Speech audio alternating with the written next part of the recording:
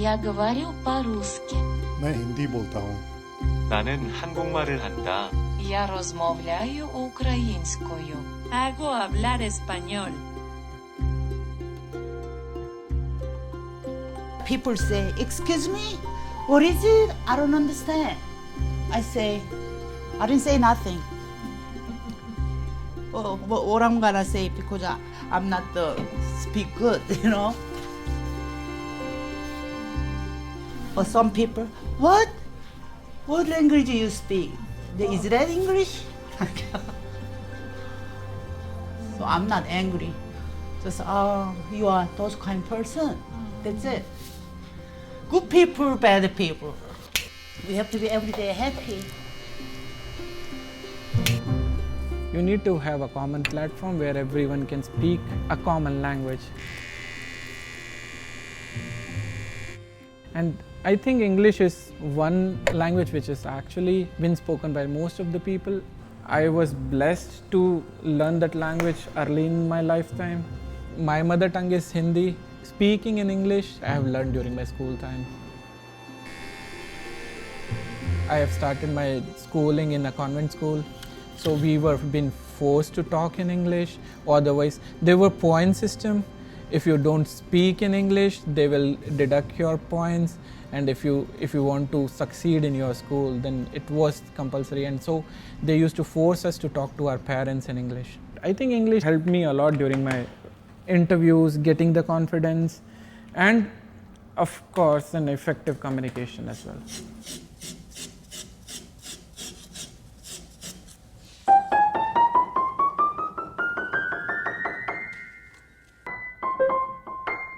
I came here with very little basic knowledge of English, like hi, bye, boy, girl, and hello, how are you? That's all. And I remember my first interview at the store, we could not understand each other at all. It was English, but a little bit slang, so I couldn't understand it clearly. I did not know what they saying to me, what they asking me. So I was just, sitting there amazed. And so it obviously didn't work out. They couldn't hire me because I didn't understand them.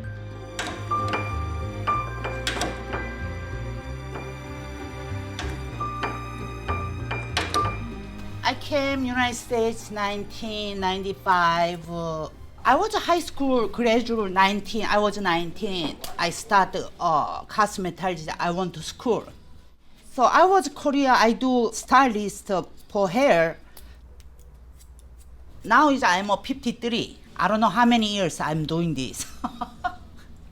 My English is broken English, so I'm learning myself. Like my husband is the Philippine. I am home. I speak English. My mother-in-law was a English teacher. So home, I conversation with my husband, so my mother-in-law. So pretty like I understand a lot that time. Pretty open my ears,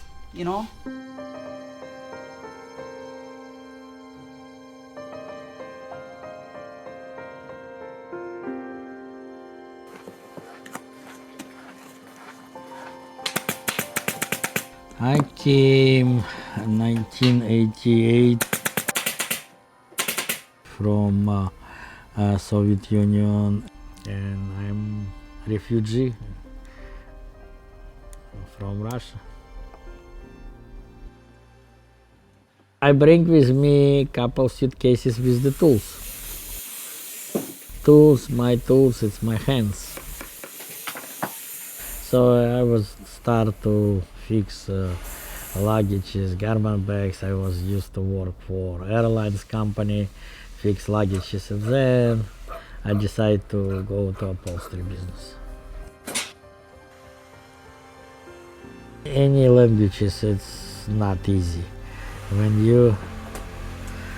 you came to different country and you don't know language, it's a little bit hard. You have to learn. It's no news. You cannot live in the United States and not speak English. You have accent, special like me. I have very heavy Russian accent, but everybody try to speak English. It's natural. This you cannot live without speaking English. Whatever I learn, it's read from the people, speak to people, and learn to people, and that's all. School and college, everything I was finished in different country. In United States, I never go to any school or any colleges. I just start working because I need to take care of my family.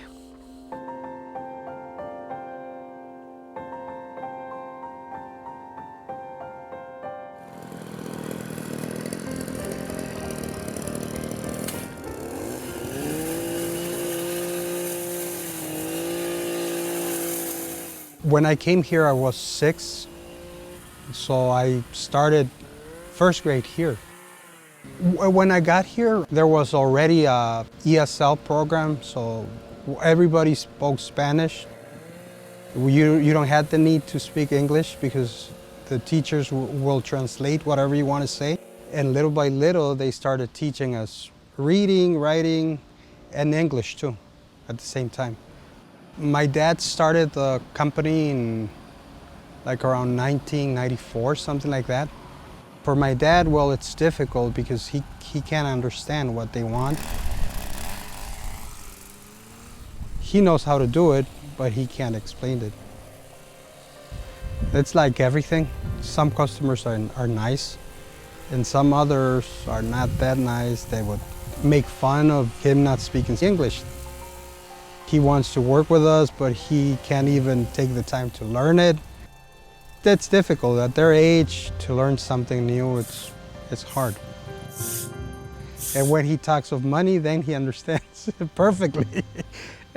Even customers used to tell me he can't speak English, but if you talk numbers, he knows. He knows. It's something beautiful.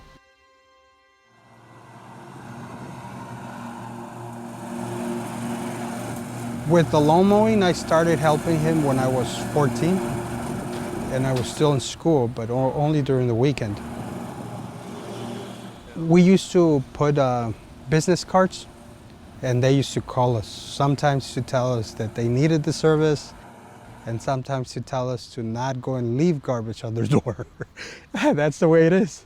Yeah. But little by little, we started getting customers, more customers, and now we're a little bit busy.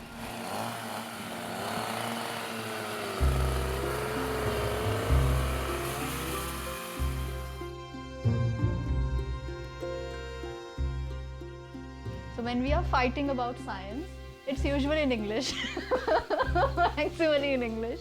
So science conversations are in English, yes, 100% maximum. And others are either English, Hindi or English. It's mixed. It's not that we... Not one particular language, Yeah. no. Sometimes in Pahadi, the native language. So it's Pahadi mixed with Punjabi, mixed with English, mixed with Hindi. So it's just a blend. Rajma के लिए भी तो बोल रखना ही पड़ेगा. Is it done? Currently, I'm employed as a postdoctoral fellow in UTMD Anderson Cancer Center.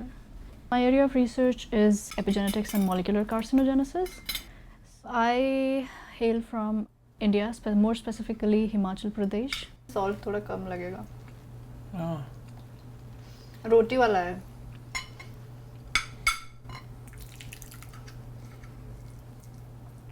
रोटी के साथ खाना उसको. My schooling, it was a Catholic school run by Sisters of Charity of Jesus and Mary. My entire medium of instruction was English. We were forced to converse in English in the school premises.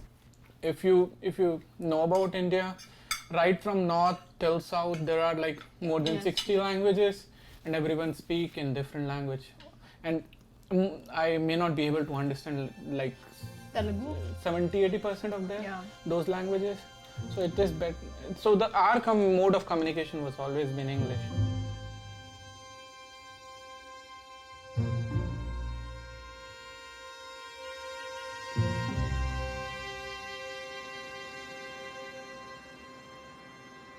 When I was really young, I really was fascinated by science. My father was a chief pharmacist in Ranbaxy. He is a doctor. He was a little inclined towards the lab work rather than treating patients. Me always look up to my father. He was really one person who can inspire you a lot.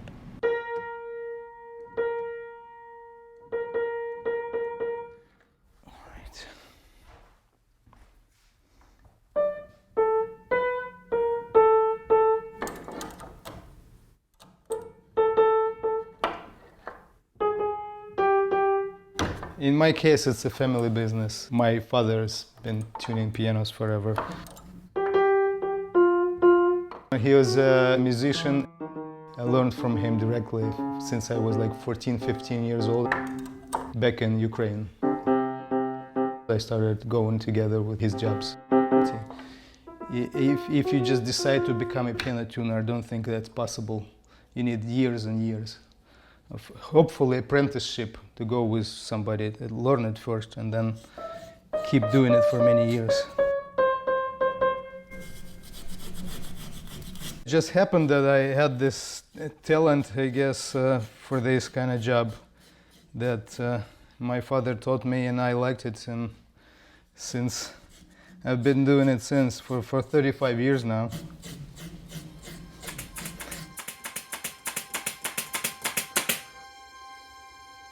I born in 1958.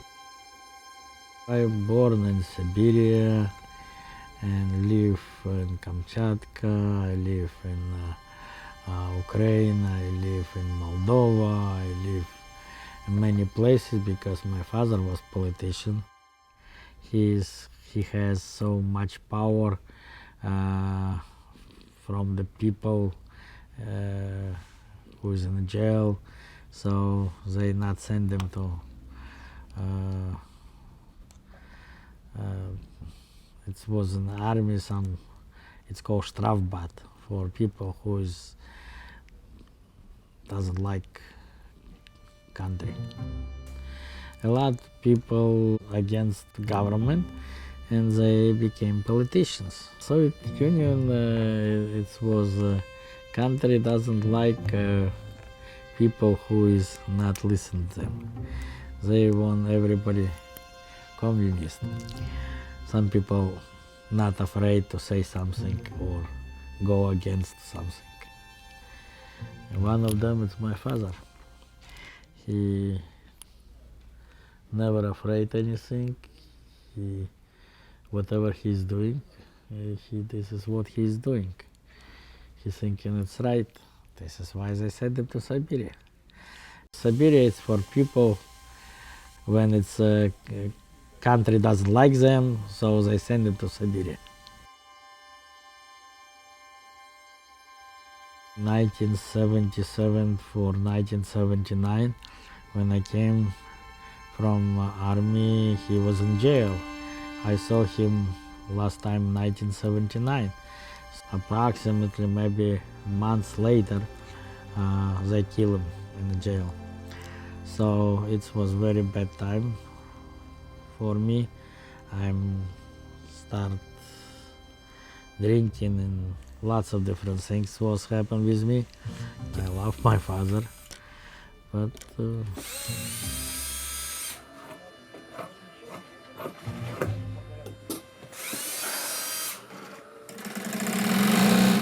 came my uncle and took me to Lviv, where is the Ukraine.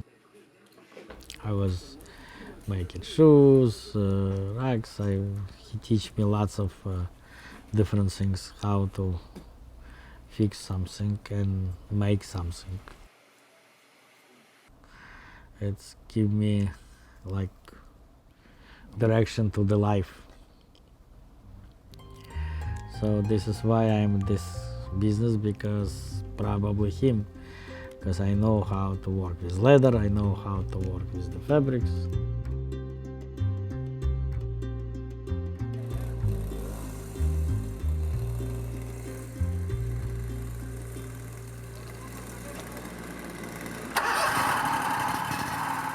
We've always worked together, so we're comfortable together.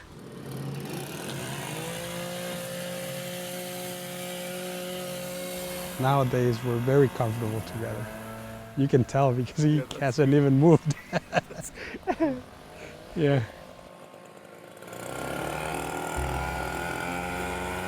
We live together. Yeah, I take care of them and they take care of me. Something beautiful when you want to do it. You have to choose working somewhere else or helping him become something or do something. He's nice. He's good.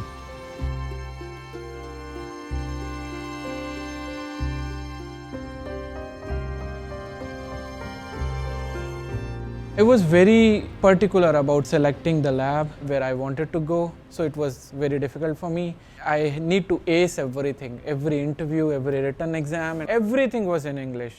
Luckily, I got through all the 3 interviews. I got the lab which I wanted. So English helped me a lot.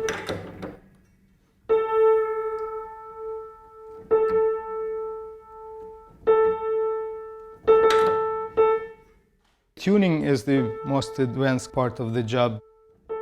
You need to be trained to hear the sound differently, not like any other human being.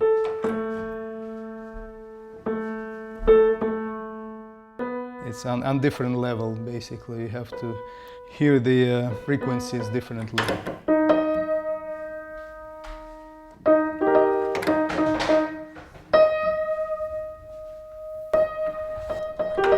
And then what I do, like layer like that, next time highlight like this. Okay. Okay, you understand what I'm saying? Okay, and maybe, Wednesday I can do. Tuesday maybe? Tuesday, day off. Tuesday is off? I need a day off. I need a license for United States, cosmetology license. So I went to school and then I study 1 year, 6 months. The study was very hard. That time, my English is really not good.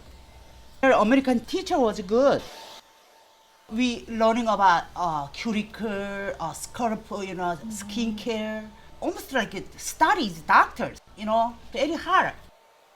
100 question, I have to pass 75. Book was very thick. So half, I look at the dictionary, I put it down. But the half is understand, half not understand. Then I ask a teacher, really try very hard, study very hard person. I can be a lazy. 16 months later, I got a test. Everything is easier for me. I got 100 questions, 2 is long. So I got 98 points. Your hair is very healthy, soft, like silky. Long hair, it's young. You're 25. How old are you, son? Thank you.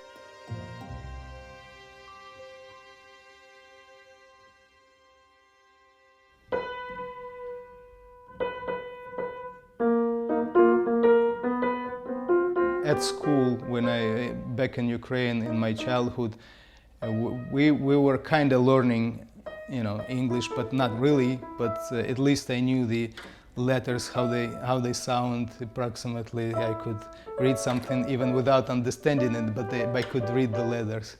So that helped me to advance a little faster. I realized even if you take some English, like ESL courses, for a few months I took those.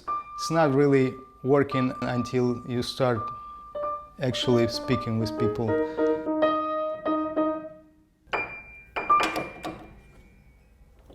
My daughter was born here when we just made it here in a couple of months.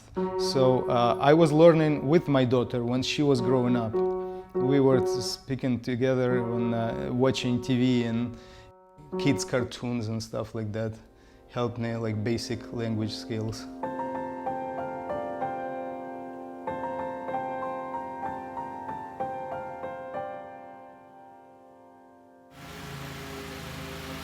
Before there used to be more white people. a little bit of Latinos, and a little bit of dark colored here in Waukegan. But now it's mostly Hispanic. It's a lot better for me because you stay on with your people, with your language. Everybody feels the same way you feel. And I always used to be with people that speak Spanish, and we rather speak Spanish with our friends.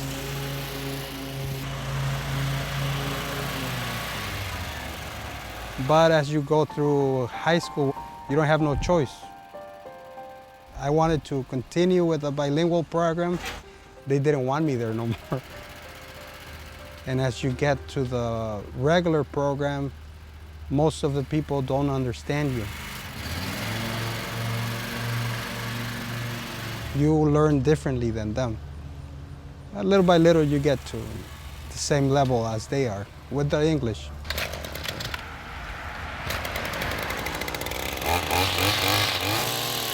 When you go commercial, it's mostly English. If you go and talk Spanish, they won't even talk to you. And it's a little bit harder because it's not just one owner sometimes. It's a few owners that you have to convince that you do know how to do the work.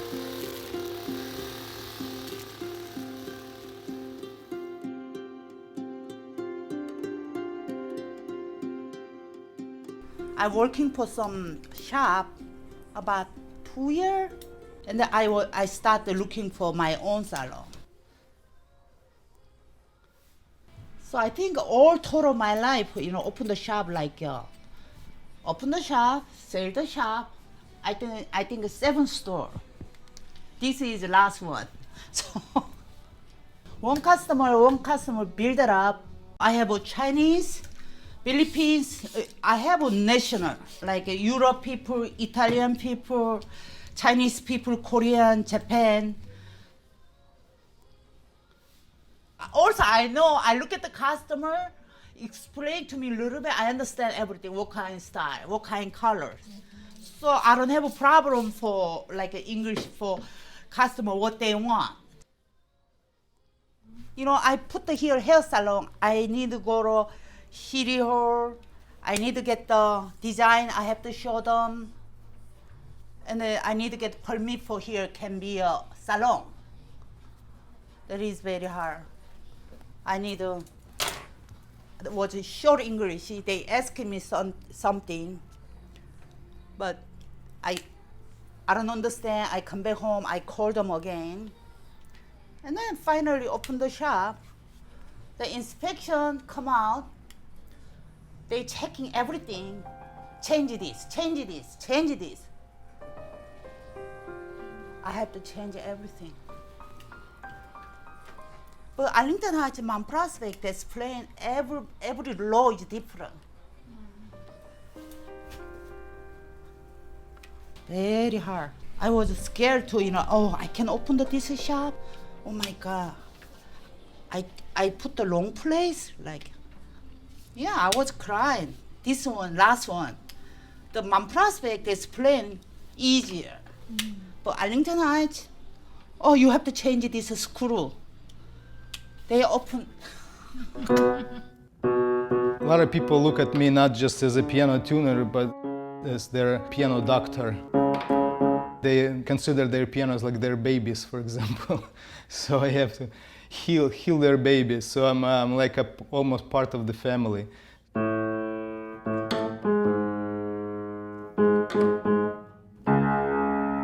And it's probably like 80% of all my clients is the home tunings. But I have schools, theaters, wherever they use pianos on stage. Colleges, for example, musical department, they have 30, 40 pianos in one building. Next level for me was I just continued my own education. I took a couple of semesters of practical musical theory because I have to talk to musicians and sound engineers to up my level of not just communication but musical theory communication. I was their favorite student, actually, because I wanted to do it. So most of the kids there were just taking hours.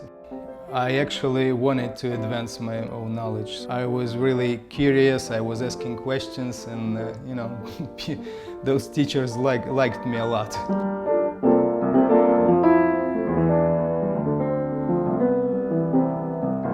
Sounds good? In the United States, it's all country with all country immigrants. So if somebody have to speak not perfect English, if somebody not understand, or somebody, you know, has big accent, everybody help each other. One day, Jason, the Colombian I was talking about, he was saying something like we were having a Monday meeting and he was discussing about some work that he was doing. So he mentioned something which I couldn't even catch. So we have one more colleague, Saja. So she was like, "What did you say?" Like I couldn't hear it. And then my boss, Blaine, he just he started explaining Shaza that this is what he's saying. Then he asked Jason, "Isn't it Jason?" So Jason said yes. And then he, "See, Shaja, I'm fluent in Jason." So he's fluent in Jason. So yeah, he has become so used to on how he communicates and how he says things. So that's what I love about my boss. He's very nice in that case. I think English plays a really major role in globalizing everything. It is important to have a common language which can be spoken and can be understood by everyone. It brings people together. Yeah, I like helping people. This is my business. Day after day, always I go to nursing home, you know. I help the people like donation for haircut all day, like 80 people, like, you know. But I'm still studying English. I don't know when I have to stop. If I'm retired, I'm gonna stop studying. Why? Oh God. The English is my second language. Forever, I'm die until die. I have to practice. Oh.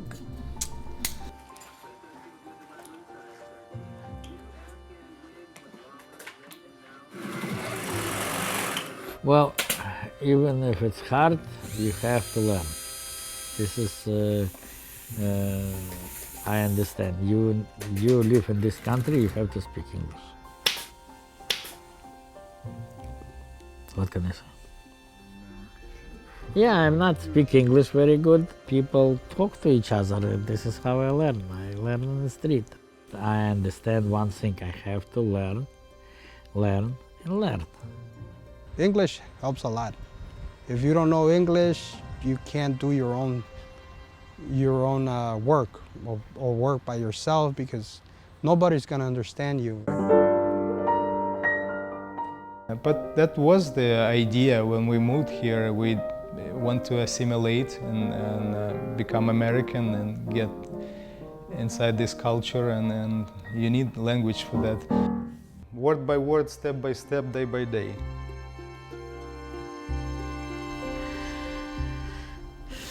I dream about this many years, and when it's happened, we escaped from Russia, and now we're happy. I'm happy.